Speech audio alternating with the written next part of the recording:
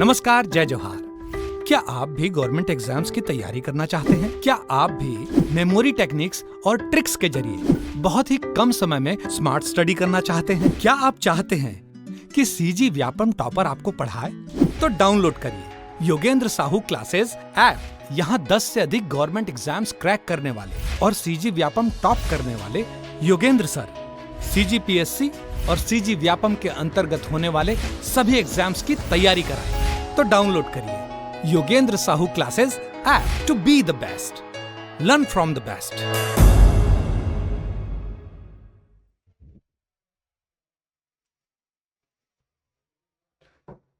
नमस्कार दोस्तों, आप सभी का स्वागत है योगेंद्र साहू ऑनलाइन क्लासेस में। मैं हूं आकाश चंद्राकर और एनटीपीसी की हमारी जो फिजिक्स की सीरीज चल रही थी, आज हम उसमें कुछ ऐसे टॉपिक के क्वेश्चंस करेंगे जैसे कि मिसलेनियस टाइप के। ये मिक्स क्वेश्चन नहीं है, आप मिक्स्ड और मिसलेनियस में थोड़ा सा कंफ्यूज मत होना। मिसलेनियस मतलब कुछ ऐसे पार्ट फिजिक्स के जिससे क्वेश्चन आते हैं बट चैप्टर वाइज उसके हम लोग क्वेश्चंस नहीं कर सकते। शायद उतना बड़ा चैप्टर नहीं होता, ये मैं कहूँ आपको। ठीक, लाइक मैग्नेट का हम लोग बोल सकते हैं, या कुछ आविष्कारकर्ता जो होते हैं उनमें से कुछ कुछ छोटे छोटे टॉपिक हम लोग लेकर उसके क्वेश्चन को आज करेंगे। ठीक, अगर इन सभी टॉपिक को आप बहुत ही अच्छे तरीके से पढ़ना चाहते हो तो आप हमारे कोर्स से जुड़ जाओ। ठीक है, एनटीपीसी का कोर्स हमारे कोचिंग के द्वारा लॉन्च किया गया है। उस कोचिंग के द्वारा लॉन्च किए गए टेस्ट कहूँगा, हमारा जो कोर्स है, कोर्स के साथ जुड़ोगे तो आप जो तैयारी करना चाह रहे वो आपकी पूरी हो जाएगी। ठीक है,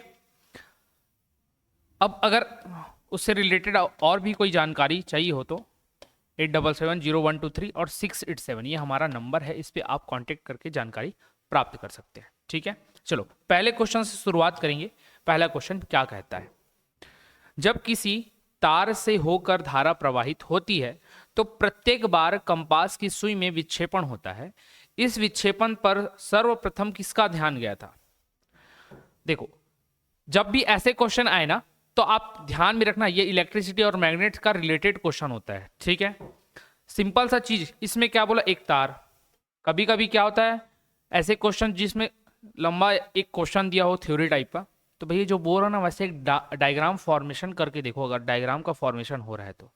और इससे क्या होगा कि आपको इससे रिलेटेड कुछ नॉलेज अगर जो मिस हो रहा होगा, आपको राइट आंसर नहीं आ रहा होगा मन में, वो आपको क्लिक कर जाएगा। ठीक, तो देखो उसने बोला एक तार है, तार से धारा प्रवाहित हो रही, इधर की ओर करंट आई फ्लो हो रहा होगा, मैं मान कर चलता हूँ। ठीक है, और जैसे ही इसके पास प्रत्येक बार कंपास की सुई आ जाती है तो उसमें विक्षेपण हो जाता है। तो विक्षेपण क्यों होगा? कंपास क्या रहता है, कंपास जो रहता है डायरेक्शन बताता है, और हमेशा किस डायरेक्शन को बताता है? उत्तर और दक्षिण डायरेक्शन को बताता है। क्यों? क्योंकि उस और हम लोग पोल मानते हैं, और चुंबक में, मैग्नेट में 2 पोल होते हैं, एन और एस, तो उस डायरेक्शन को बताते, इतना आपको मालूम है। ठीक है, तो ला रहे हैं तो क्यों विक्षेपित करेगा? कोई भी मैग्नेटिक चीज तभी विक्षेपित होगी या आकर्षित होगी या प्रतिकर्षित होगी जब वहां पर कोई मैग्नेटिक फील्ड होगा, चुंबकीय क्षेत्र। अब चुंबकीय क्षेत्र कैसे आ गया? जैसे ही हम लोग करंट फ्लो कराया तब इसके पास अगर कोई हम लोग कंपास लेकर आते हैं तो एक विक्षेपण मिलता है, एक हमको क्या मिलता है? डिफ्लेक्शन मिलता है, डिफ्लेक्ट होता है मैग्नेटिक जो नीडल है वो कारण रहता है इस करंट के द्वारा उत्पन्न मैग्नेटिक फील्ड के कारण। ठीक, इस करंट के द्वारा उत्पन्न मैग्नेटिक फील्ड के कारण वो सुई है विक्षेपित होती है। तो पूछ रहा है कि इस पर सर्वप्रथम किसका ध्यान गया? सॉरी, जो चीज बोल रहा था वो मैंने आपको समझा दिया। पूछ रहा कि किसका सबसे प्रथम ध्यान गया। ऑप्शन दिया विलियम स्टर्जन का, क्रिश्चियन ओस्टेड का, या फिर थॉमस एल्वा एडिसन का। थॉमस एडिसन तो आप जानते हो बल्ब से संबंधित वो रहते हैं। सबसे पहले जिनका नजर गया ना इस चीज पर, वो व्यक्ति थे कौन? ओस्टेड। कौन था? ओस्टेड। कौन? Oersted. Option number B. Oersted के नाम से याद रखना, ओस्टेड लॉ पढ़ते हैं हम लोग। ओस्टेड लॉ यही बोलता है, इलेक्ट्रोमैग्नेट के बारे में बताता है। इलेक्ट्रोमैग्नेट क्या? जब किसी तार से विद्युत धारा प्रवाहित की जाती है तो उसके चारों ओर एक चुंबकीय क्षेत्र का निर्माण होता है। इसी को ओस्टेड का नियम कहते हैं। सबसे पहले इसी ने देखा था, चुंबकीय सुई को लाया, विक्षेपण हुआ। ठीक, इसके बहुत सारे यूजेस होते हैं। आप डायनेमो में इसका यूज देख सकते हो, ट्रांसफार्मर में इसका यूज देख सकते हो।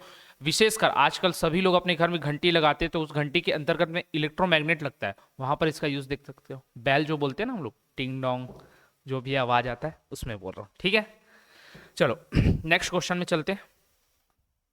मुक्त रूप से निलंबित चुंबक किस दिशा की ओर संकेत करता है? In which direction does a freely suspended magnet, मतलब आपने मैग्नेट को ऐसे लटका कर रख दिया है, वो हैंग हो रहा है ऐसे, अगर वो एक रॉड मैग्नेट है तो, या फिर अगर गोल मैग्नेट हो, जैसा भी मैग्नेट हो, आप उसको ऐसे लटका कर रख दिए हो, तो वो पूछ रहा है किस दिशा को बताएगा। हमेशा वो उत्तर और दक्षिण, दक्षिण उत्तर नहीं बोलना, उत्तर और दक्षिण, नॉर्थ और साउथ डायरेक्शन को ही बताता है, क्योंकि एक मैग्नेट के अंतर्गत दो ही पोल होते हैं, एन और एस। मैग्नेट से रिलेटेड कुछ और बातें ध्यान में रख लो, एनटीपीसी के एग्जाम में या किसी भी रेलवे के एग्जाम में हो सकता है कि वो बार बार पूछा जाए आपसे। वो होता है कि मैग्नेट जो होता है ना, उससे कुछ काल्पनिक रेखाएं निकलती, इमेजिनरी लाइंस निकलता है, उसे हम लोग बोलते हैं चुंबकीय बल रेखाएं, मैग्नेटिक फोर्स लाइन। ये हमेशा एस से निकलेगी और सॉरी एन से निकलेगी और एस पर एंड होती है, ऐसे एन से निकलती है और एस पर ये एंड होती है, एस पर जाकर मिलती है। इस बात को ध्यान में रखना। और ये प्रश्न पूछता है कि चुंबकीय बल रेखाएं किसी भी चुंबक में किस पोल से निकलती है और किस पोल में जाती है, तो एन पोल से निकलती है और एस पोल में जाती है। ये ध्यान में रखना है सभी लोगों को, ठीक। और ये कितना होता है, इन्फिनिटी होता है, जैसे जैसे ये पास जाओगे चुंबकीय बल रेखाओं की संख्या ज्यादा होगी, सघन होगा। सघन कहां पर होगा, डेंस कहां पर होगा और रेयर कहां पर होगा, ये भी प्रश्न आता है। डेंस होगा आपके पोल्स पर, पोल्स पर इसकी जो मात्रा है, इसकी जो क्वांटिटी है वो डेंस होगी, घन सघनता इसकी ज्यादा होगी। और इसकी विरलता या विरल कहां पर होगा, रेयर कहां पर होगा, पोल से दूर, क्योंकि पोल से दूर जाओगे तो आर्क बड़ा होते जा रहा है ना, फैलते जा रहा है, और यहाँ पर सभी यहीं पर आकर ऐसे ऐसे मिल रहे हैं, तो यहाँ पर डेंस होता है। तो ये बहुत ज्यादा मात्रा में पूछा जाने वाला क्वेश्चन होता है, इसको जरूर याद रखिएगा। चलिए अगले प्रश्न पर चलेंगे। फ्लेमिंग के दायां हाथ नियम में अंगूठा किस ओर दर्शाता है? मोस्ट इंपॉर्टेंट क्वेश्चन रेलवे के एग्जाम के लिए, आईएमपी मोस्ट इंपॉर्टेंट, ठीक है। वो VVIMP लिखते हैं, वो भी लिख सकते हैं, इतना इंपॉर्टेंट है ये, ठीक। कैसे इंपॉर्टेंट है?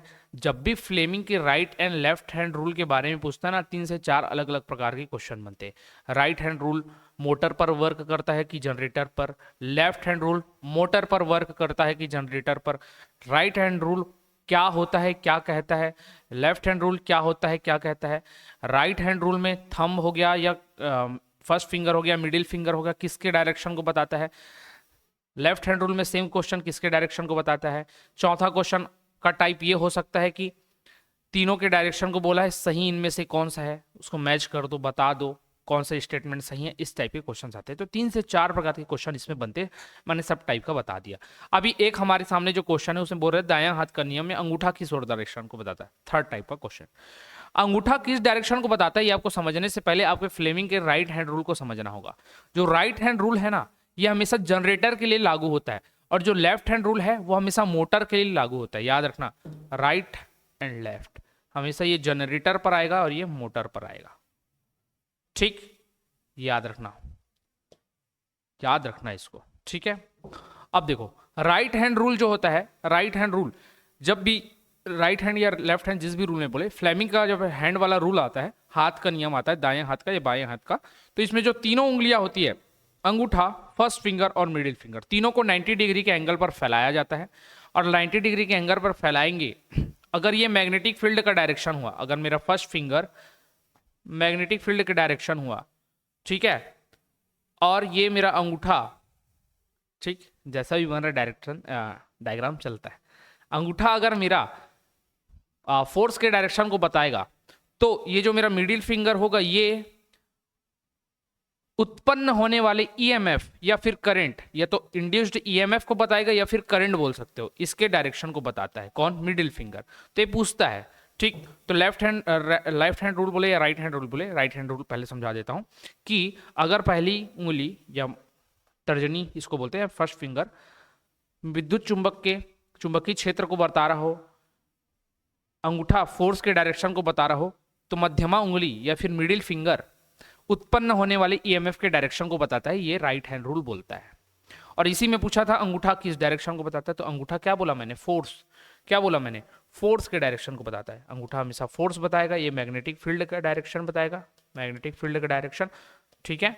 और ये जो रहेगा इंड्यूस्ड ईएमएफ का डायरेक्शन बताएगा, याद रखना।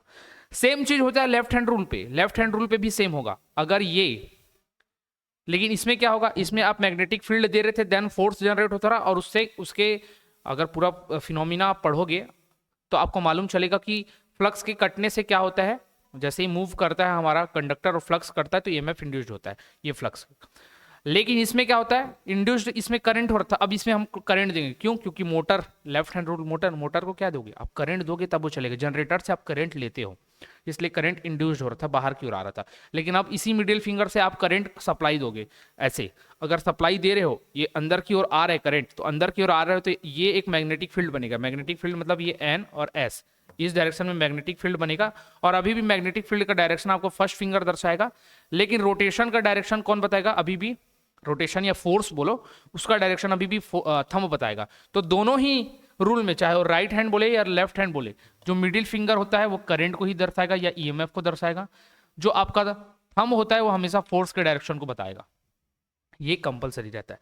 और जो फर्स्ट फिंगर है उसका भी कंपलसरी रहता है कि ये हमेशा आपके मैग्नेटिक फील्ड के डायरेक्शन को बताता है। तो जैसे मैंने बोला अभी, ये करंट अंदर की ओर आ रहा है, ये मैग्नेटिक फील्ड बनेगा और ये नीचे की ओर घूमेगा, मतलब क्लॉकवाइज डायरेक्शन में या एंटी क्लॉकवाइज डायरेक्शन में घूमेगा। कौन? मोटर का जो शाफ्ट है या मोटर के अंदर का जो पार्टिकल है, ये याद रखना। ठीक, तो अब राइट हैंड रूल को मैंने बता दिया था ये, और तीनों के लिए स्पेशली मैंने क्या बता दिया, जब भी राइट हैंड बोले या लेफ्ट हैंड बोले, जब थंब की बात आएगा तो दोनों में ही फोर्स आ जाता है। बस फिनोमिना अलग है, एक में करंट लेते हो और एक में करंट देते हो।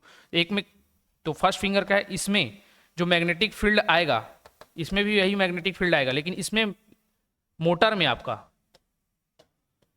आपका जो मैग्नेटिक फील्ड है वो आने का कारण क्या है? क्योंकि आप इसको करंट दे रहे हो, सप्लाई दे रहे हो, किसके माध्यम से? मिडिल फिंगर जो बताता है, करंट दे रहे हो, तब मैग्नेटिक फील्ड आएगा और उस फोर्स लगेगा और उस डायरेक्शन में घूमेगा। इसमें क्या है, आप मैग्नेटिक फील्ड में किसी कंडक्टर को फोर्स के साथ घुमा रहे हो, मैग्नेटिक फील्ड आया, फोर्स आपने दिया, तब इसमें यहाँ पर करंट या ईएमएफ जनरेट होता है। तो यहाँ पर करंट दिए, मैग्नेटिक फील्ड आया, देन फोर्स जनरेट हुआ। यहाँ पर मैग्नेटिक फील्ड में फोर्स दिए तब करंट पैदा हुआ। ठीक, लेकिन है तीनों उंगली का एक ही नाम या एक ही डायरेक्शन, एक ही चीज को बताने का काम। समझ में आया? तो अंगूठा फोर्स को बताता है, तो ऑप्शन देख लो। फ्लक्स की दिशा नहीं है तो फर्स्ट फिंगर बताता है। प्रेरित ईएमएफ की दिशा ये तो आपका मिडिल फिंगर दर्शाता है। चालक की गति की दिशा, हाँ, कंडक्टर का डायरेक्शन बताएगा, किसका? मोशन का, क्योंकि फोर्स लग रहा है, फोर्स है तो मोशन आएगा। यदि तर्जनी उंगली फ्लक्स की लाइनों के साथ हो, अगर तर्जनी उंगली ये फ्लक्स की लाइनों को दर्शा रहा है, ये उल्टा भी हो सकता है, इसलिए ठीक है। चालक की गति की दिशा, यदि तर्जनी उंगली उत्पन्न ईएमएफ की दिशा की दर्शा रहा हो, नहीं, कभी भी उत्पन्न ईएमएफ की दिशा को तर्जनी उंगली से नहीं शो किया जाता। तो आपका राइट आंसर क्या हो जाएगा? Option number C, direction of motion of the conductor if the index finger या फर्स्ट फिंगर बोल सकते हैं is along the lines of flux. Clear? चलो, बहुत ही अच्छे तरीके से मैंने डिटेल में इसको समझाया, आपको समझ में आया होगा मेरे ख्याल से। चौथा क्वेश्चन, निम्नलिखित में से कौन सा चुंबकीय फ्लक्स की इकाई है? Which of the following is the unit of magnetic flux? Magnetic flux की इकाई क्या होती है पूछ रहा है। सिंपल सा चीज है, मैग्नेटिक फ्लक्स को हम लोग फाई से दर्शाते हैं। एक प्रश्न तो यही बनेगा आपके एग्जाम में, अलग अलग शिफ्ट में ना, जिसका किस्मत अच्छा उतना सरल क्वेश्चन, क्योंकि शिफ्ट वाले एग्जाम में आपकी किस्मत के ऊपर भी डिपेंड करता कि आपके में कैसा प्रश्न आ रहा है। ठीक, अब फ्लक्स फाई से हम लोग दर्शाते हैं।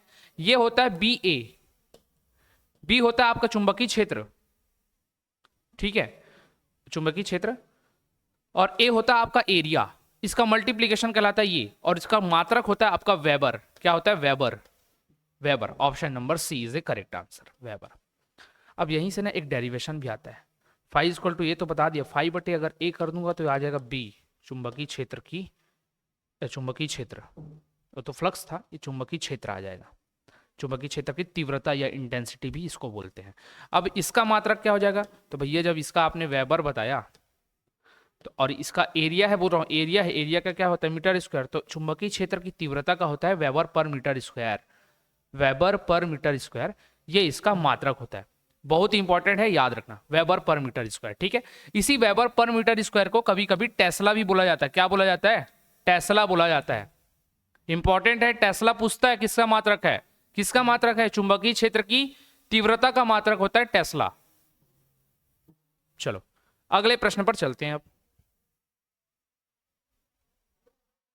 पांचवा क्वेश्चन, कॉइल की गति की दिशा चुंबकीय क्षेत्र के सापेक्ष होने पर प्रेरित धारा सबसे अधिक होती है। अब पूछ रहे कि कॉइल का डायरेक्शन, अगर कोई भी आप कॉइल या कंडक्टर लेते हो और उसको घुमाते हो चुंबकीय क्षेत्र के सापेक्ष, उसके रिस्पेक्ट में, ठीक है, तो पूछ रहा है कि सबसे अधिक प्रेरित धारा, मतलब इंड्यूस्ड मैग्नेटिक करंट, या इंड्यूस्ड करंट बोलेंगे, मैग्नेटिक करंट नहीं, इंड्यूस्ड करंट सबसे ज्यादा कब उत्पन्न होगा? कब उत्पन्न होगा पूछ रहे हैं। सिंपल सा चीज आपको समझाता हूँ। ये मैंने मैग्नेट लिया, 2 मैग्नेट, इधर मैंने N मान लिया और ये S मान लिया। मैग्नेटिक फील्ड हमेशा N to S चलता है, तो ऐसे ही चलेंगे मैग्नेटिक फील्ड। इसमें मैंने एक कंडक्टर या कॉइल इस तरीके से रखा हुआ था, ठीक है।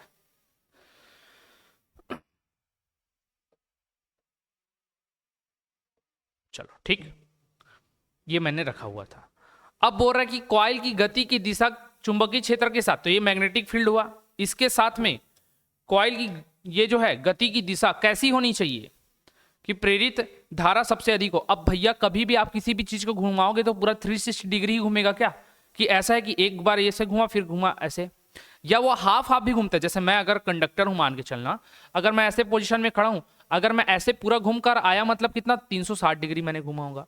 अगर मैं सिंपल ये घूम रहा हूं इतना, मतलब ये टोटल 135 डिग्री, ठीक है। और इतने से अगर इतना घूम रहा हूँ 145 नहीं 135 नहीं बोलेंगे, इसको बोलेंगे हम लोग लगभग क्या बोलना चाहिए कि 90 डिग्री एंगल में घूम गए, ठीक है। इतना अगर मैं घूम रहा हूँ तो भैया मैं 180 डिग्री ही बस तो घूम पा रहा हूँ क्या। एक बार इधर जाता हूँ, फिर एक बार इधर आता हूँ, एक बार इधर जाता हूँ, एक बार इधर आता हूँ, इतना। लेकिन अगर मैं पूरा घूमता तब वो होता, तो उस कंडीशन में हम लोग देखते हैं कि कभी भी कॉइल को घुमाया जाता है तो पूरा 360 डिग्री पर घुमाया जाता है। या आप इसको 2 पार्ट में अलग अलग तोड़ लो, 180 में अलग अलग, ठीक। अब जब ये घुमाया जाएगा तो बोल रहा कि सबसे ज्यादा कब प्रेरित धारा उत्पन्न होगी, तो प्रेरित धारा उत्पन्न होने के लिए ना एक होता है आपका IBL साइन थीटा, फॉर्मूला एक निकल कर आएगा IBL साइन थीटा। ये जो साइन थीटा की वैल्यू मैक्सिमम कब होती है जी, जब इसका एंगल का मान कितना होता है 90 डिग्री। कब होता है 90 डिग्री, मतलब कि जो मैग्नेटिक फील्ड है, ये जो मैग्नेटिक फील्ड ये जो बन रहा था इस पर और इसमें आने वाले करंट पर, इस पर आने वाले करंट पर, जैसे यहां पर बैटरी जोड़ के मैंने कनेक्शन दिया होगा तो यहां पर से आने वाले करंट पर टोटल 90 डिग्री का एंगल बनना चाहिए। इस I और B के बीच में टोटल 90 डिग्री का करंट एंगल बनना चाहिए। जब 90 डिग्री का वो एंगल बनेगा तभी सबसे ज्यादा मात्रा में क्या मिलेगा हमको, इंड्यूस्ड करंट मिलता है, ठीक है, प्रेरित धारा।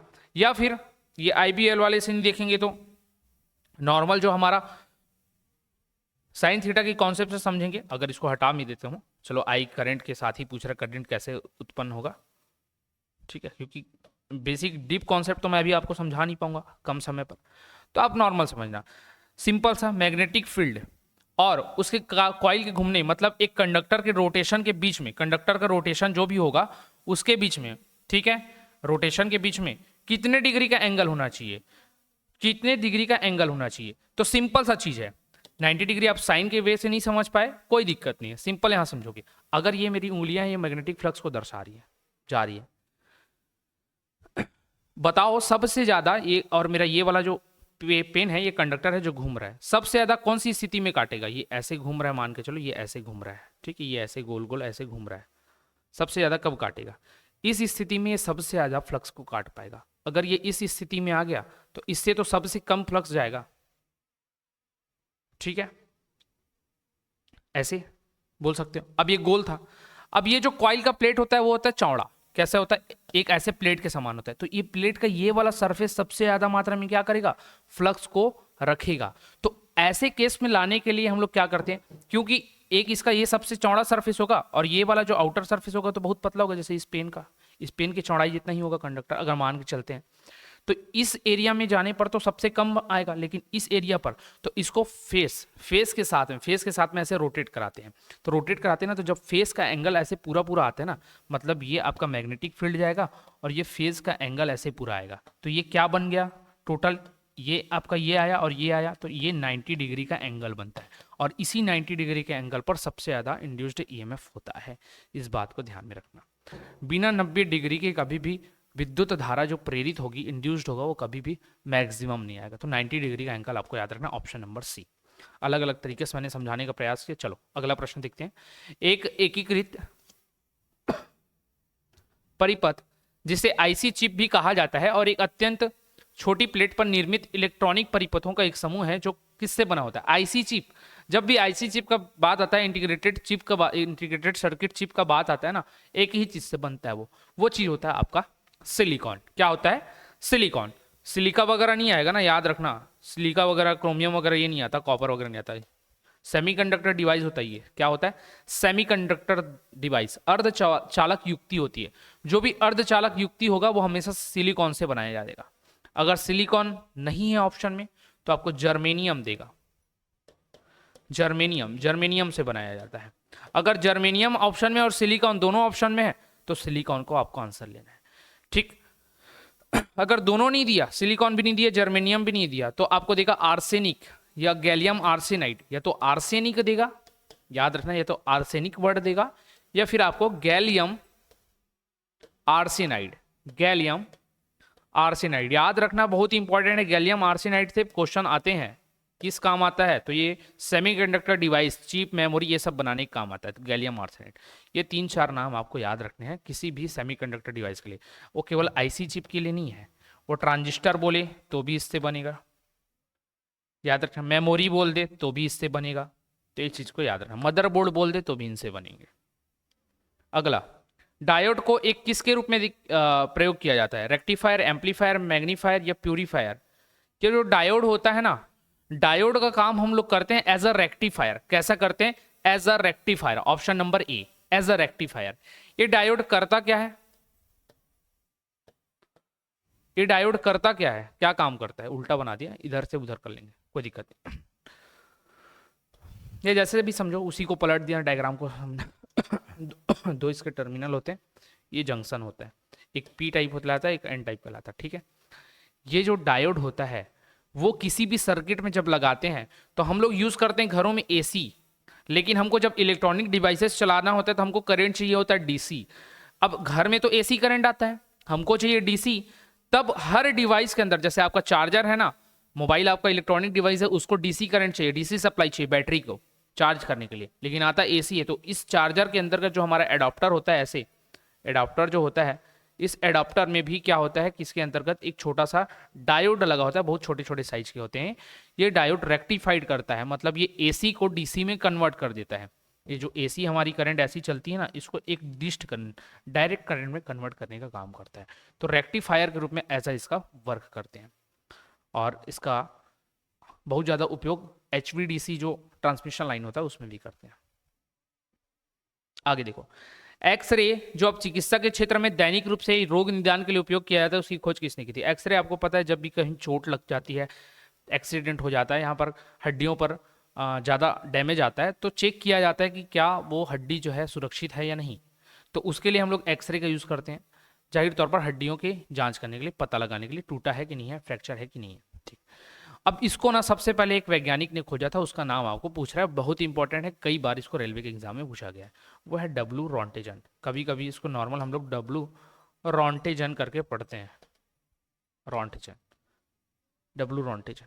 रॉन्टेजन का नाम याद रखना, एक्सरे की खोज किसने की? रे से रॉन्टेजन, एक्सरे में रे आ रहा है, रे से रॉन्टेजन याद रखना, ठीक है। पूरा नाम होता है इसका विलियम रॉन्टेजन। अलग अलग जगहों पर अलग अलग यूज है। कहीं कहीं पर जब पुल का निर्माण किया जाता है तो वहाँ पर कहीं पर पुल में जो हम लोग कॉलम बनाकर रखते हैं उसमें क्रैक्स वगैरह तो नहीं है, ये सब जांचने में भी इसका यूज करते हैं। अगला, सूरज की रोशनी को विद्युत ऊर्जा में परिवर्तित करने के लिए सौर ऊर्जा का उपयोग करती है। सौर ऊर्जा कौन सा उपयोग करेगी? फोटोवोल्टिक सेल का, पृथ्वी गुरुत्वाकर्षण खिंचाव का, पराबैंगनी किरण का, परमाणु विखंडन का। पराबैंगनी किरण का तो यूज ही नहीं होता, आपको मालूम होना चाहिए। परमाणु विखंडन जो न्यूक्लियर फिजन है, ये फिजन और फ्यूजन, ये जो दोनों वर्ड होते हैं, संलयन और विखंडन, ये बम और एक होता है जो विखंडन है आपका, ये विखंडन वाला परमाणु बम में, और जो संलयन वाला होता है फ्यूजन वाला, वो आपका आता है किसमें? हाइड्रोजन बम में। तो ये तो होगा नहीं, बम में आते हैं लोग। गुरुत्वाकर्षण के कारण थोड़ी ना ऊर्जा आ जाएगा, ऊर्जा आता तो अभी भी ऊर्जा जनरेट हो रहा होता, नहीं। हमेशा ये होता है फोटोवोल्टिक सेल में, किसमें? सूरज की रोशनी को विद्युत ऊर्जा में परिवर्तित करने के लिए सौर ऊर्जा फोटोवोल्टिक सेल का उपयोग करती है। तो फोटोवोल्टिक सेल में क्या होता है, यहाँ पर फ्री नंबर ऑफ इलेक्ट्रॉन, क्योंकि सेमीकंडक्टर डिवाइस का बनाया जाता है, यहाँ पर फ्री इलेक्ट्रॉन अवेलेबल रहते हैं। अब ये फ्री इलेक्ट्रॉन जैसे ही क्या होते हैं, सन रेज इन पर पड़ता ही गर्म होते हैं, हीट पाकर क्या होते हैं, फ्री हो जाते हैं, मूव करने लगते हैं, मूवमेंट आ जाता है। और इसी के मूवमेंट के कारण क्या होता है कि करंट एक ओर से दूसरी ओर चलने लगती है और हमको विद्युत ऊर्जा के रूप में एनर्जी प्राप्त होती है। जितने भी जगह आप देखो ना आज के डेट में सौंदर्यीकरण का काम चलता है, जैसे किसी सरोवर या तालाब में, तो उसके चारों ओर देखना जो लाइट लगा है उसके ऊपर में एक पैनल लगाया जाता है, सोलर पैनल, वो भी इसी सिस्टम पर काम करता है, ठीक।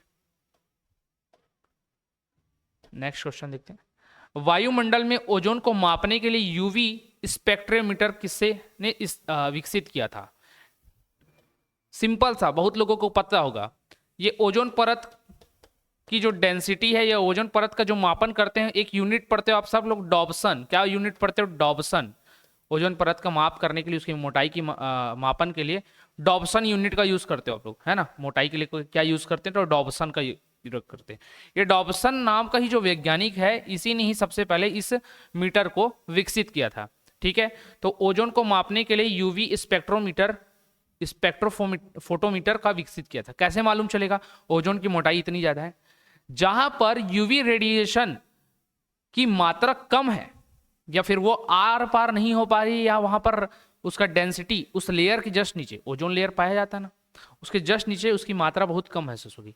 कैसे समझाऊं? और जैसे मैं बोलूं मैंने एक जगह आग जलाया है, तो आप देखोगे कि उससे अगर आप 10 कदम पीछे हो, आपको क्या लगेगा? हीट कम महसूस होगा, उष्मा या ताप कम महसूस होगी। लेकिन जैसे आप उसके पास जाओगे, तापमान बढ़ा हुआ महसूस होता है।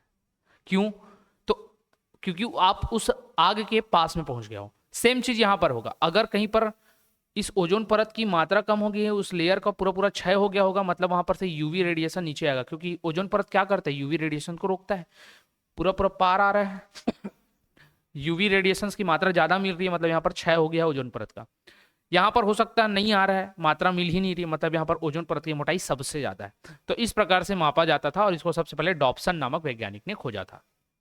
पूरा नाम पढ़ना है तो पढ़ सकते हो, GMB डॉब्सन, लेकिन डॉब्सन नाम से आपका काम बन जाएगा। नेक्स्ट क्वेश्चन, लेजर का पूर्ण रूप क्या है? बहुत बार पूछता है लेजर का, ये व्यापम में भी आया हुआ क्वेश्चन है। ठीक है, तो सभी में ये काम में आएगा। सिंपल से याद रखना, L for light, L represent for light. कहां पर? यहां पर लोअर लिखा, ये पहले ही कट गया। लर्निंग लिखा है, पहले ही कट गया। 2 ऑप्शन पहले ही कट गए आपके। अब दिमाग 2 में लगाना है, तो लाइट यहां भी था, यहां भी था।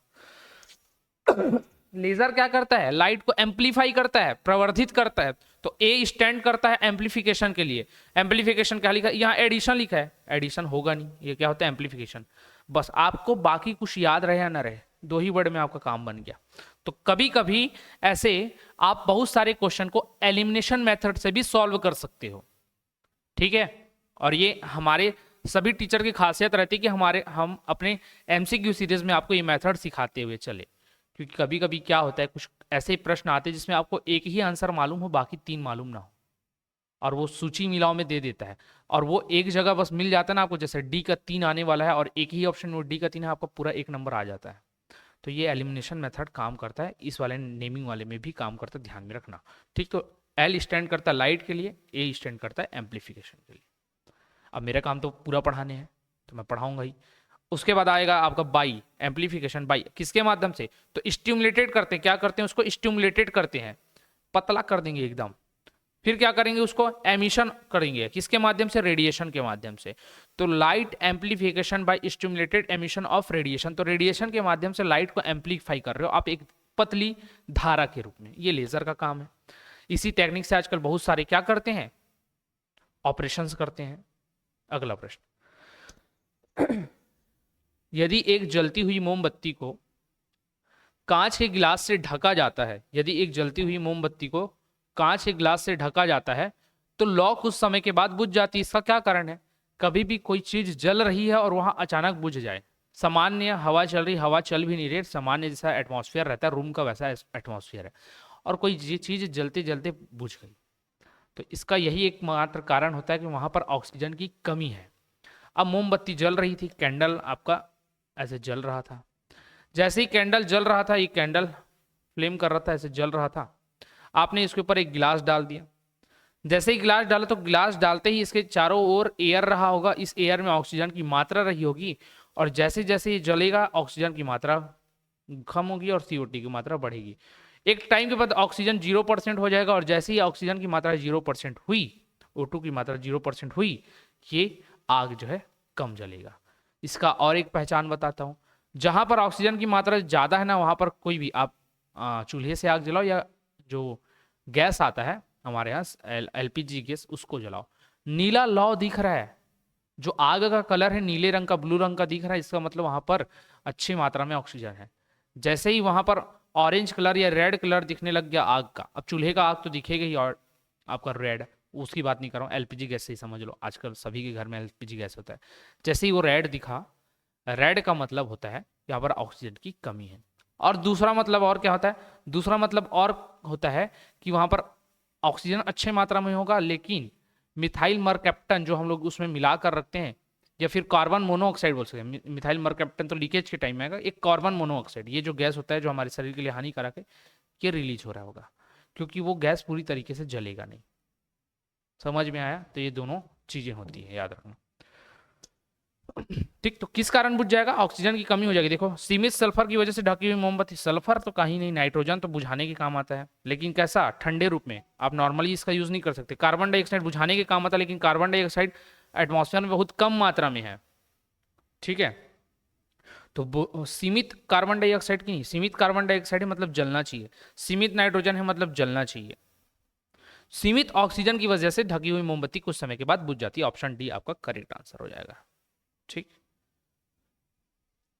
क्वेश्चन नंबर 13 देखते हैं। निम्नलिखित का सही उत्तर के साथ मिलान करो। बहुत ही इंपॉर्टेंट है, ये ऐसे क्वेश्चन आते हैं। आपको कार्य का पता होना चाहिए। कार्य क्या है? रासायनिक ऊर्जा, विद्युत ऊर्जा नहीं, ध्वनि ऊर्जा, विद्युत ऊर्जा नहीं, किलोवाट घंटा नहीं, जूल। कार्य का मुझे पता था, उसका मात्रक जूल होता है, तो 1 का डी आता। 1 का डी पहले में भी दिया, दूसरे में दिया, तीसरे में भी दिया, चौथे का पता नहीं, दिख नहीं रहा, तो चलो आगे चलते हैं। दूसरा देख लेते हैं। दूसरा था बैटरी। बैटरी क्या करती है? केमिकल एनर्जी को इलेक्ट्रिकल एनर्जी में कन्वर्ट करती है, मतलब रासायनिक ऊर्जा को विद्युत ऊर्जा में कन्वर्ट। तो दूसरा का तो ए आना चाहिए, दूसरा का ए यहाँ पर दिख रहा था। अगर बाकी किसी में दूसरा का ए नहीं दिखता तो मुझे डायरेक्ट राइट आंसर ये लेना होता, सीधा सा। ठीक है, तीसरा देख लेते हैं। तीसरा देखते हैं शक्ति। शक्ति क्या होती है? किलोवाट घंटा को शक्ति बोलते हैं, तो सी, 3 का सी आ गया, ठीक, सही है।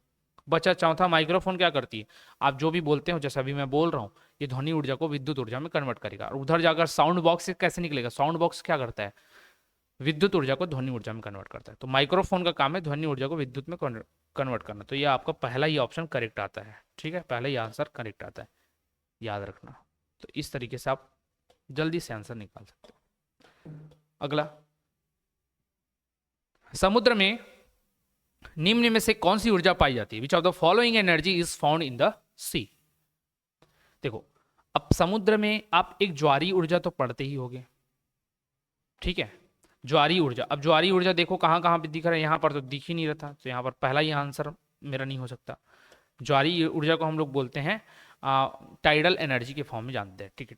टाइड्स आते हैं ना, ज्वार भाटा जो आता है, तो वहाँ नहीं था, यहाँ पर था, तो मैं सोच सकता हूँ। लेकिन इसमें नाभिकीय ऊर्जा दी है। समुद्र कब से नाभिकीय ऊर्जा देने लग गया?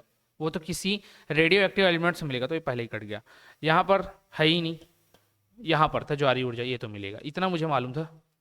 अब समुद्र में तरंग भी उड़ती हैं, लहरें, तो उसके माध्यम से भी हो सकता होगा। यही ज्वारी ऊर्जा ही तरंग के माध्यम से प्राप्त होती है। अब ये वेव एनर्जी अगर और कुछ होगा तो हो सकता है। और समुद्र का तापीय ऊर्जा, ये भी हो सकता है। तापीय ऊर्जा कैसे? एक साइड का ताप अधिक है कहीं पर, और कहीं का ताप अधिक है अगर समुद्र के पानी का भी, तो वहां पर हम लोग सीबेक इफेक्ट पढ़ते हैं, उसके माध्यम से भी एनर्जी उत्पन्न कर सकते हैं। और तापीय ऊर्जा क्या हो सकता है? समुद्र के नीचे कहीं पर ऐसा स्थान हो जहां से लगातार क्या होगा? गर्म पानी निकल रहा हो, तो वहां से उत्पन्न कर सकते हैं। तो ये संभावनाएं हैं। तो ज्वारी ऊर्जा यहाँ पर दिखा था, 2 ही जगह था, उसमें से एक जगह न्यूक्लियर आ गया जो कि गलत हुआ, बाकी आपका ऑप्शन डी करेक्ट हो सकता है। ठीक, तो डी। तो आपको कुछ भी नहीं पता था, ज्वारी ऊर्जा, टाइडल एनर्जी पता था, 2 ही जगह थे, तो 2 अपने आप कट गए। फिर एक में नाभिकीय ऊर्जा दिखा था, तो ये तो हो ही नहीं सकता, बाकी में समुद्र से रिलेटेड था, तो आप इसको आंसर ले लेना। अगला क्वेश्चन 15वां, आइंस्टीन को निम्न में से किस सिद्धांत के लिए नोबेल पुरस्कार दिया गया? रेलवे का फेवरेट क्वेश्चन है। आप 2004 से लेकर अभी तक के किसी भी एग्जाम में उठाकर देख लो, आपको कम से कम ये हर साल जब भी रेलवे की वैकेंसियां आती हैं लगातार, क्योंकि उसमें लगातार ही आता है, एनटीपीसी आ गया, ग्रुप डी आ गया, एएलपी आ गया, टेक्नीशियन आ गया, आरपीएफ आ गया, आपको एक ना एक बार ये देखने को मिलेगा ही। तो आइंस्टीन को किस सिद्धांत के लिए नोबेल पुरस्कार मिला था? क्या सापेक्षता के सिद्धांत के लिए, क्या प्रकाश विद्युत सिद्धांत के लिए, विशिष्ट ऊष्मा के सिद्धांत के लिए, ब्राउनी गति? तो ब्राउनी गति तो रॉबर्ट ब्राउन ने दिया था, तो पहले हट गया। विशिष्ट ऊष्मा के बारे में उसने बात ही नहीं की थी। बचा ये फोटो इलेक्ट्रिसिटी के लिए या थ्योरी ऑफ रिलेटिविटी के लिए। अब उसने थ्योरी ऑफ रिलेटिविटी भी दी थी, सापेक्षता का सिद्धांत भी उसने बताया हुआ था, ऐसा नहीं है कि नहीं बताया था, ठीक है। और फोटो इलेक्ट्रिसिटी के लिए भी बताया था। मेन उसको प्रकाश विद्युत का सिद्धांत जो होता है ना, प्रकाश का विद्युत सिद्धांत जो होता है कि प्रकाश एक कण और तरंग दोनों की भांति काम करता है, इस प्रकार का जो नेचर था उसका, उसके बारे में जब उसने बात किया तब उसको नोबेल पुरस्कार दिया गया था। सापेक्षता का सिद्धांत, रिलेटिविटी भी उसी ने बताया था, ये ध्यान रखना। लेकिन नोबेल पुरस्कार इसके लिए मिला था, थ्योरी ऑफ फोटो इलेक्ट्रिसिटी। अगला, जब किसी सेविंग ब्रश को पानी में से निकाला जाता है तो उसके बाद वह आपस में किस कारण चिपक जाते हैं? कुछ क्लास पहले, शायद 2 क्लास पहले, हम लोगों ने पृष्ठ तनाव के बारे में पढ़ा था, सरफेस टेंशन। ये जो सरफेस टेंशन है, इसी सरफेस टेंशन के कारण क्या होता है कि जैसे आप देखोगे कि वो जो लहराता हुआ ब्रश होगा, आप नया नया ब्रश लेकर आ रहे हो, केवल सेविंग ब्रश की बात नहीं है, आप पोताई करने वाला भी ब्रश लेकर आ जाओ, वो लहराते रहता है। उसके जो लगे हुए ब्रश के जो छोटे छोटे पार्टिकल्स है, उसके हेयर्स होते हैं, वो क्या होते हैं, बहुत दूर दूर होते हैं, अलग अलग होते हैं। लेकिन उस ब्रश का जो हेयर है, उसको जैसे आप पानी में डुबाओ और निकालो, वो सब एक साथ ऐसे चिपक जाते हैं। कारण क्या होता है? पृष्ठ तनाव, सरफेस टेंशन। विस्कोसिटी नहीं होती, सरफेस टेंशन होता है। क्योंकि चिपक जा रहा है तो चिपकने का मतलब आपने बताया था सर, गाढ़ापन या चिपकने का जो रहता है विस्कोसिटी होती है, नहीं, वो नहीं है, सरफेस टेंशन। क्योंकि पानी कम से कम स्थान घेरने का प्रयास करते हैं, इसलिए वो सारी चीजों को चिपका देता है। समझ में आया? याद रखना। नेक्स्ट, इन कथनों पर विचार करने बोल रहा, ठीक है। पहला बोला, निकट दृष्टि वाला व्यक्ति दूरस्थ वस्तुओं को सुस्पष्टता से देख सकता है, परंतु निकट वस्तुओं को स्पष्टता से नहीं देख सकता। बोलना ये चाह रहा है वो कि जो निकट दृष्टि दोष वाले जो होते हैं ना, जो आपके नियर साइटनेस बोल सकते हो या फिर मायोपिया वाले जो रहते हैं, वो लोग क्या होते हैं, दूर तक देख सकते हैं, ये बोलना चाह रहा है, लेकिन पास का नहीं देख सकते, जो कि बिल्कुल ही क्या है, गलत है। ये क्या है, पूरा तरीके से गलत है पहला स्टेटमेंट। क्योंकि निकट दृष्टि दोष का मतलब ही होता है कि वो निकट की वस्तु को देख पा रहा है, दूर का नहीं देखेगा। इसमें थोड़ा सा प्रॉब्लम यही है कि लोगों को कंफ्यूजन यही आता, निकट दृष्टि दिखा है मतलब निकट का नहीं दिखेगा, दूर का दिखेगा, नहीं। जब भी आंख से रिलेटेड ये जो निकट दृष्टि और दूर दृष्टि वाले आते हैं ना, जो पहली बार पढ़ रहा हो इस क्वेश्चन को या जो पहली बार इस चीज़ों को समझ रहा हूँ, उनके लिए बता रहा हूँ। बाकी जो कोर्स के साथ जुड़े हैं उनके लिए तो अच्छी बात है, और जो पहले जाते हैं और भी अच्छी बात है। जब भी निकट दृष्टि दोष बोले मतलब निकट का दिख रहा है, दूर का नहीं दिखेगा। और जब दूर दृष्टि दोष बोले तो दूर का दिख रहा है, निकट का नहीं दिखेगा। और निकट का नहीं दिख रहा मतलब दोष क्या है, पास वाली चीजों के लिए है। दूर का नहीं दिख रहा मतलब दूर की चीजों के लिए है। इसको याद रखना। तो हाइप्रोपिया, मायोपिया इनको बोला जाता है, इसको याद रखना, ठीक है। तो ये इसके कारण क्या था, देखो हाइपरमेट्रोपिया बोलते हैं दूरदृष्टि वाले को, तो याद रखना। तो यहां पर यही बोल रहा था कि निकट दृष्टि दोष अगर है तो व्यक्ति दूर की वस्तु को देख लेगा, स्पष्टता से नहीं देख पाएगा, उसको निकट का ही दिखेगा। तो पहला गलत हो गया। दूसरा बोला, दीर्घ दृष्टि वाला व्यक्ति दूरस्थ वस्तुओं को स्पष्टता से नहीं देख सकता। तो दूर दृष्टि वाला दूर वस्तुओं को ही अच्छे से देखेगा, पास वाले को नहीं देख पाएगा। तीसरा, जरा दूरदर्शिता वाला व्यक्ति निकट वस्तुओं को बिना संशोधक चश्मे, बिना संशोधक मतलब कोई भी करेक्टिव ग्लास का यूज नहीं किया जा रहा है, मतलब कोई भी लेंस का यूज नहीं किया जा रहा है, गलत है। जब भी जरा दृष्टि दोष होती है ना, जो कि ओल्ड लोगों में पाया जाता है, जब भी ये दोष आता है तब उसमें बाईफोकल लेंस का यूज करते हैं हम लोग। बिना बाईफोकल लेंस के इसकी दोष को दूर नहीं कर सकते। तो तीनों ही गलत थे। हमको पूछ के आ रहा है, देख लेते हैं उपयुक्त कथनों में से कौन सा सही नहीं है बोल रहे हैं, देख लेना भैया। केवल सही पढ़ के इनमें से कोई नहीं मत मार देना, सही नहीं पूछ रहा है, सही नहीं। तो कौन सा सही नहीं है, तीनों ही सही नहीं है। तो ऑप्शन पहला ही में दिख रहा है, 1, 2 और 3। चलो अगला प्रश्न। एक सांवली त्वचा का व्यक्ति एक गोरी त्वचा के व्यक्ति की तुलना में, a person with dark skin as compare to a person with fair skin, क्या होगा बोल रहा है, कम गर्मी तथा कम सर्दी अनुभव करेगा, कम गर्मी तथा अधिक सर्दी अनुभव करेगा, अधिक गर्मी तथा कम सर्दी अनुभव करेगा, या अधिक गर्मी तथा अधिक सर्दी अनुभव करेगा, क्या करेगा? सिंपल सा चीज है। इसमें काले गोरे का भेद हम लोग नहीं चाहते कभी भी हो। काला गोरा इन सेंस में लोगों को दर्शाने के लिए बोल दिया गया है बस, ठीक। किसी का स्किन टोन हो सकता है कि डार्क हो, किसी का स्किन टोन क्या हो, लाइट हो। तो जब भी सांवला त्वचा वाला व्यक्ति होता है ना, इसको गर्मी के दिनों में ही गर्मी बहुत ज्यादा लगेगा, और ठंडी के दिन में इसको गर्मी कम लगेगा। देख लो पहले आंसर किसमें, गर्मी के दिन में अधिक गर्मी लगेगा, ठीक। गोरी त्वचा वाले व्यक्ति की तुलना में अधिक गर्मी लगता है, हाँ ठीक है, अधिक गर्मी लगता है, यहाँ पर भी अधिक गर्मी, तथा कम सर्दी लगता है, कम सर्दी यहाँ है। तो ऑप्शन नंबर सी, अधिक सर्दी नहीं लगेगा। कारण क्या बता रहा हूँ, आप कलर से समझना, किसी के त्वचा के रंग पर मत जाओ, केवल कलर समझो। एक व्हाइट कलर का शर्ट लेते हैं, व्हाइट वाला, और एक ब्लैक कलर का। आप धूप में निकलो, गर्मी किस में ज्यादा लगेगा, ब्लैक वाले शर्ट में। तो ये तो सवाल ही नहीं उठता कि ठंडी का मौसम हो या गर्मी का मौसम हो, इसको गर्मी अधिक आएगा ही आएगा अगर आप ब्लैक कलर का शर्ट पहनते हो तो। तो सेम होता है स्किन टोन के साथ। अगर स्किन टोन डार्क है तो गर्मी में तो बहुत अधिक गर्मी लगेगा ही लगेगा, लेकिन सर्दी के दिन में कम सर्दी लगता है। क्यों? क्योंकि जो सूर्य की किरणें भले गर्मी से कम मात्रा में आ रही हूं, लेकिन वो आएगी तो एक व्हाइट कलर के शर्ट में आपको ठंड लग सकती है, लेकिन ब्लैक में नहीं लगेगी, क्योंकि थोड़े बहुत जो धूप आ रहे हैं वो भी इसको क्या कर पाएंगे, गर्म कर पाएंगे। यही कारण होता है कि जो सांवली त्वचा वाला व्यक्ति है वो गर्मी में अधिक गर्मी महसूस करता है और सर्दी में कम सर्दी महसूस करता है, क्योंकि थोड़ा बहुत जो सूर्य की किरणें हैं वो उसके बॉडी के कलर के कारण उसको हीट देते रहता है। तो ये ऑप्शन सी करेक्ट हो जाएगा। अगला, सापेक्ष आर्द्रता रिलेटिव ह्यूमिडिटी नापी जाती है, किसमें मापी जाती है? हाइड्रोमीटर से मापी जाती है, हाइग्रोमीटर से मापी जाती है, इलेक्ट्रोमीटर से, या पोटेंशियोमीटर से? किससे मापा जाएगा? जब भी आर्द्रता की बात आती है ना, नमी की बात आती है, नमी की, तो ये जो नमी होता है ना भैया, आर्द्रता जिसको बोलते हैं, ह्यूमिडिटी जिसको बोलते हैं, इसको हम लोग मापते हैं हाइड्रोमीटर से। किससे मापते हैं? हाइड्रोमीटर से। जो जल का घनत्व वाला जो होता है उसको हाइग्रोमीटर से मापते हैं। ये डेंसिटी के लिए आता है, किसी भी लिक्विड की डेंसिटी अगर होगी या वाटर की डेंसिटी बोल सकते हैं स्पेशली, तो उल्टा हो गया हाइड्रोमीटर। ये हाइड्रोमीटर जो रहेगा वो डेंसिटी रहेगा। नाम मैंने कंफ्यूजन में इसको हाइग्रो पढ़ लिया था और इसको हाइड्रो पढ़ लिया था, याद रखना।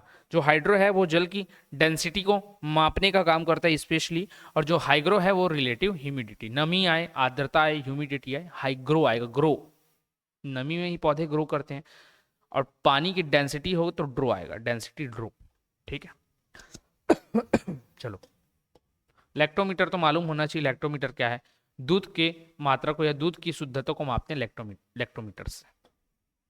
अगला, इलेक्ट्रॉन सूक्ष्मदर्शी का आविष्कार किसने किया था? इलेक्ट्रॉन सूक्ष्मदर्शी का आविष्कार किसने किया था? नोल और रुस्का। सीधा नाम याद रखना, क्या? नोल और रुस्का। क्या? नोल और रुस्का। जो ये इलेक्ट्रॉन वाला है ना, इलेक्ट्रॉन, इसको याद रखना, नोल और रुस्का ने खोजा था। तो NR आया ये, ठीक है, NR आया। हम लोग पढ़ते क्या है? NRI पढ़ते हैं, लेकिन आई नहीं, इसको क्या पढ़ना आपसे? NRE। क्या पढ़ना? NRE। तो नोल, NRE का, R रुस्का और E से इलेक्ट्रॉन सूक्ष्मदर्शी, तो NRE पढ़ना, NRI से NRE याद रखना। तो नोल, रुस्का और इलेक्ट्रॉन सूक्ष्मदर्शी आपको याद रहेगा। ठीक है, अगला, ल्यूवेनहॉक मालूम ना चाहिए, एंटोनी वॉन ल्यूवेनहॉक। कमेंट करके बताना तो किसकी खोज की थी? एंटोनी वॉन ल्यूवेनहॉक ने। ठीक है, क्योंकि फिजिक्स में अभी पढ़ा रहा हूँ, लेकिन आपको थोड़ी बहुत केमिस्ट्री या बायो, केमिस्ट्री नहीं, बायो का नॉलेज होगा ही, तो उसको जरूर बताना। अगला 21, एक खगोलीय इकाई निम्न के बीच की औसत दूरी है। किसके बीच की औसत दूरी को बताता है? पृथ्वी और सूर्य, पृथ्वी और चंद्रमा। क्या? तो ये जो खगोलीय दूरी होती है वो सिंपल सी, एक हमारा जो ग्रह है पृथ्वी और सूर्य के बीच को बताता है। हम लोग क्या है, हमारे जो साइंटिस्ट हैं उन्होंने सूर्य से पृथ्वी तक की दूरी को एक माप दिया, एक उसके लिए यूनिट दिया। उस यूनिट को हम लोग बोलते हैं क्या? खगोलीय इकाई बोलते हैं, एस्ट्रोनॉमिकल यूनिट बोलते हैं। एक खगोलीय इकाई। प्रकाश वर्ष भी दूरी का मात्रक है, खगोलीय इकाई भी दूरी का मात्रक है, और एक पार्सेक जो होता है वो भी दूरी का मात्रक है। ठीक है, प्रकाश वर्ष जो होता है एक लाइट द्वारा एक साल में ट्रेवल की गई डिस्टेंस को बताता है। ठीक है, एक जो आपका खगोलीय इकाई है वो 3 टाइम्स ऑफ क्या हो सकता है आपका? प्रकाश वर्ष। और एक होता है पार्सेक, ये पार्सेक जो कि क्या होता है आपकी दूरी का सबसे बड़ा मात्रक होता है। दूरी का अगर कोई सबसे बड़ा मात्रक है तो वो पार्सेक होता है, ध्यान में रखना। ठीक है, ये सब पूछा जाता है एग्जाम में। अगला, लाल कांच को अधिक ताप पर गर्म करने पर वह दिखाई देगा। कैसा दिखाई देगा? अगर लाल ताप को आप अधिक ताप पर गर्म करते हो, लाल कांच को, देखो कलर लाल दिख रहा है, मतलब वो क्या करेगा? वो लाल रंग को रिफ्लेक्ट कर देगा। रेड रंग को, जो रेड कलर होता है उसको रिफ्लेक्ट कर देगा, इसलिए लाल दिखता है। अगर ये मस्टर्ड कलर दिख पा रहा है, अगर ये ब्लू कलर दिख पा रहा है, अगर मेरे हेयर ब्लैक कलर दिख पा रहे हैं, तो इसके अलग अलग कारण हैं। ये इस रंग को क्या करेगा? परिवर्तित करेगा। ये ब्लू रंग को परिवर्तित करेगा। जो मेरा सर या कोई भी काला रंग का चीज होता है वो सभी चीजों को क्या करता है? एब्जॉर्ब कर लेता है, कोई भी चीज रिफ्लेक्ट नहीं करता, इसलिए वो काला दिखता है। और जो व्हाइट दिख रहा है किस कारण से दिखेगा? वो पूरे के पूरे प्रकाश को या लाइट को रिफ्लेक्ट कर देता है, इसलिए वो व्हाइट दिखता है। क्योंकि हमारा जो लाइट का रेज है वो क्या होता है? व्हाइट कलर का ही होता है। ठीक, याद रखना। और उसके अंतर्गत टोटल 7 कलर्स होते हैं जो मिलाकर एक व्हाइट रंग का रे बनता है, सूर्य का प्रकाश बोल सकते हो। अब इसमें लाल रंग को परिवर्तित किया, ठीक है। अब ये लाल कांच को अगर मैं गर्म करने लगूं ना, यहां से आग देने लग जाऊं स्टोव के माध्यम से, जैसे भी समझो आप, मैं गर्म करूं तो गर्म करूंगा तो इसका ताप क्या होगा, बढ़ते जाएगा। और जैसे जैसे टेम्परेचर राइज होते जाएगा, टेम्परेचर के राइज होने से ये होगा, टेम्परेचर से राइज होने से ये होगा कि रेड रंग तो पहले ही रिफ्लेक्ट कर था, अब ये रेड रंग को रिफ्लेक्ट करना बंद करके क्या करेगा, इसका जस्ट अपोजिट होता है नेचर वाइज, वो होता है हरा रंग। लाल और हरा को जब आप मिला दोगे ना, ये दोनों फंडामेंटल कलर होते हैं, प्राथमिक रंग होते हैं। जब प्राथमिक रंगों को आप मिला दोगे तो क्या बन जाता है, कला, काला बन जाता है, कला नहीं काला। कौन कौन सा, लाल, हरा और नीला, ये तीनों फंडामेंटल कलर होते हैं, मूल रंग कहलाते हैं, प्राथमिक रंग कहलाते हैं। अब लाल और हरा को मिलाओगे ना तो काला दिखेगा। तो जैसे ही अब गर्म करने लगे तो अब ये अपने पास जितना भी स्टोर किया हुआ, क्योंकि ये जब लाल दिख रहा था तो केवल लाल रंग को क्या कर रहा था, रिफ्लेक्ट मार रहा था, तो मतलब इसके पास लाल रंग है ही नहीं, बचा बाकी 6 कलर होगा। ये 6 कलर में से भी सबसे पहले हरे रंगों को क्या करता है, रिफ्लेक्ट करना चालू करता है, इसी कारण वो हरा कलर का दिखाई देता है। तो याद रखना, हरे रंग का दिखता है गर्म करने पर। किस रंग का दिखता है, हरे रंग का दिखता है, ठीक। अगला क्वेश्चन, कैमरे में किस प्रकार का लेंस उपयोग में लाया जाता है, which type of lens is used in a camera, convex, concave, circular या ऑफ इक्वल थिकनेस, समान मोटाई के। तो ऑफ तो नहीं आएगा, इक्वल थिकनेस आएगा, ठीक है, इक्वल थिकनेस, समान मोटाई का। तो कैमरे का लेंस ना समान मोटाई का होता है ना सर्कुलर होता है, ये होता है आपका कॉन्वेक्स, कॉन्वेक्स उभरा हुआ, उत्तल। कॉनकेव कैसा होता है, ये दबा हुआ। तो ये उभरा हुआ होता है लेंस, जैसे हमारे आंखों का लेंस होता है ना, हमारे आंखों का लेंस भी कैसा होता है, उत्तल होता है। हिंदी में आप उत्तल बोलोगे और इंग्लिश में कॉन्वेक्स बोलोगे। और ये क्या होता है, हमारी छवि को उल्टा बनाता है। सेम कैमरा भी हमारा जब फोटो खींचता है तो वो उल्टा खींचता है, लेकिन उसका पूरा सिस्टम है जिसके माध्यम से हमें वो सीधा दिखाई देता है, ठीक, जैसे हमारी आंखों का सिस्टम है। तो ये याद रखना, ठीक है। उत्तल लेंस यूज किया जाता है किसी भी प्रकार के कैमरे में, मेगापिक्सल उसका कुछ भी हो। अगला 24वां क्वेश्चन, जब हम रबड़ की गद्दे वाली सीट पर बैठते हैं या गद्दे पर लेटते हैं तो उसका आकार परिवर्तित हो जाता है, ऐसे पदार्थ में क्या पाया जाएगा। सिंपल सी चीज है, आप एक बात बताओ, आप गद्दे में क्या हो जाओ, खड़े हो जाओ, लेट जाओ, बैठ जाओ। जब आप बैठे रहोगे तो शायद वो थोड़ा सा ज्यादा दबेगा, जब आप लेटे रहोगे तो बहुत कम दबेगा, जब आप दोनों पैर से खड़े हो जाओ तो बैठने से ज्यादा दबेगा वो, और जब आप केवल एक पैर पर खड़े रहो तो वो सबसे ज्यादा दबेगा।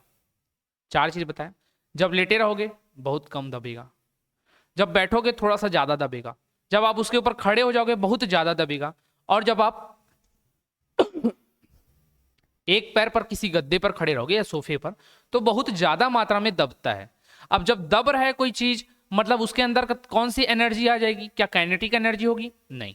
काइनेटिक एनर्जी आता है जब कोई चीज मोशन में होता है, तो मोशन में तो होगा नहीं जब आप खड़े रहोगे, तो मोशन में नहीं होगा, तो जस्ट उसका अपोजिट स्टैटिक वाला कौन सा होता है, पोटेंशियल एनर्जी। तो किसी भी सीट में, गद्दे वाली सीट में बैठते हैं, लेटते हैं, कुछ भी करते हैं तो उसका आकार परिवर्तित होता है, और ये आकार जो परिवर्तित होता है वो किस फॉर्म में एनर्जी को स्टोर करता है, तो वो करता है आपके पोटेंशियल एनर्जी के फॉर्म में, स्थितिज ऊर्जा के फॉर्म में करता है। सर ये दिखाई तो नहीं देता, अब भाई आप जैसे उठते हो ना हल्का सा मूव करेगा। आप एक बार जोर से कूदो ना सोफे के ऊपर, स्पंज वाले में कूद कर आप नीचे उतर जाओ, वो देखना थोड़ी देर के लिए ऐसे ऐसे होगा, क्यों, क्योंकि उतने मात्रा में, उतना उसका मोशन होने के लिए उसके अंतर्गत एनर्जी स्टोर्ड हुई थी, और वो किस फॉर्म में थी, पोटेंशियल एनर्जी के फॉर्म में। और जैसे ही आप फोर्स हटाते हो वो काइनेटिक एनर्जी में कन्वर्ट हो जाता है, इसलिए वो वापस अपनी स्थिति पर आ जाता है। अगला, और ये मेरे ख्याल से लास्ट क्वेश्चन होगा इस टॉपिक का। अगर वीडियोस आपको अच्छा लग रहा हो तो जरूर कमेंट करिएगा, वीडियोस को ज़्यादा से ज़्यादा शेयर कीजिएगा, और चैनल को सब्सक्राइब जरूर कर लेना, क्योंकि हर टीचर के द्वारा अलग अलग लेवल पर अलग अलग एमसीक्यू सीरीज चल रहा है। अभी योगेंद्र सर के द्वारा अगर पीएससी की तैयारी कर रहे हो तो पीएससी का भी प्री का 45 डेज का क्रैश कोर्स चल रहा है, ठीक। चलिए लास्ट क्वेश्चन क्या बोलता है कि सोनार अधिकांशतः प्रयोग में लाया जाता है। सोनार इज मोस्टली यूज्ड, सोनार होता क्या पहले तो ये मालूम होना चाहिए आपको। सोनार का मतलब होता है साउंड नेविगेशन एंड रेंजिंग। क्या नाम होता है, sound navigation and ranging, sound navigation and ranging. अब मैंने सोनार का बताया, आप रडार का कमेंट करके बताइएगा। रडार, रडार का फुल फॉर्म क्या होता है ये कमेंट करके बताना। सोनार का मैंने बता दिया, रडार का आप लोग का काम है। ठीक, अब इसका प्रयोग कहाँ, इसको अधिकांशतः प्रयोग में कहाँ लाया जाता है? क्या अंतरिक्ष यात्रियों द्वारा, क्या डॉक्टरों द्वारा, इंजीनियरों द्वारा, या नौ संचालकों के द्वारा? किसके माध्यम से? तो सोनार का यूज ना हम लोग समुद्री इलाके में करते हैं, आपको मालूम होना चाहिए। समुद्री इलाके में, समुद्र में करते हैं। समुद्र में बेसिकली ये क्या करते हैं, समुद्र के नीचे की गहराई को मापने के लिए तो यूज होगा। जैसे कोई नाव ऐसे चल रहे, मान के चलो ये नाव चल रहा था, इसके नीचे कितनी गहराई, इसको मापने के लिए होगा। या फिर कोई सबमरीन वगैरह तो नहीं चल रही है किसी दूसरे देश का, जो दुश्मन देश है उसका, उसकी जानकारी लेने के लिए। या फिर कोई, जैसे टाइटेनिक किस वजह से डूब गया था, उससे जो जहाज है वो आइसबर्ग से टकरा गया था और वो डैमेज हो गया था। तो वैसे चीजों की जानकारी के लिए भी, कि समुद्र के नीचे कोई पत्थर या आइसबर्ग तो नहीं है, इसकी जानकारी के लिए भी इस सोनार का यूज करते हैं। तो इसका राइट आंसर होगा बाई नेविगेटर्स, नौ संचालकों के द्वारा, जो नाविक होते हैं, जो कैप्टन्स होते हैं नाव शिप के, उनके द्वारा इसका यूज किया जाता है। तो ये टॉप 25 क्वेश्चंस थे, जो कि मिसलेनियस क्वेश्चन थे, अलग अलग तरीके से, कहीं से भी कुछ भी क्वेश्चन किसी भी थ्रू पूछा जाता है, आपके डेली लाइफ से उठाकर या किसी पर्टिकुलर पोजीशन से उठाकर। तो वो आपको पता होना चाहिए कि ये फिजिक्स से रिलेटेड क्वेश्चन है, इसलिए मैंने ये लेकर आया था। आप इसको ज़्यादा से ज़्यादा शेयर करिएगा वीडियोस को। और मेरा मानना तो ये है कि आप बेहतरीन तरीके से तैयारी करना चाहते हैं तो कोर्स के साथ आप जुड़ सकते हैं। ठीक, चलिए, कोई भी डाउट हो तो कमेंट करके बताइएगा। फिलहाल इस वीडियो में इतना ही रखते हैं। आप सभी का धन्यवाद।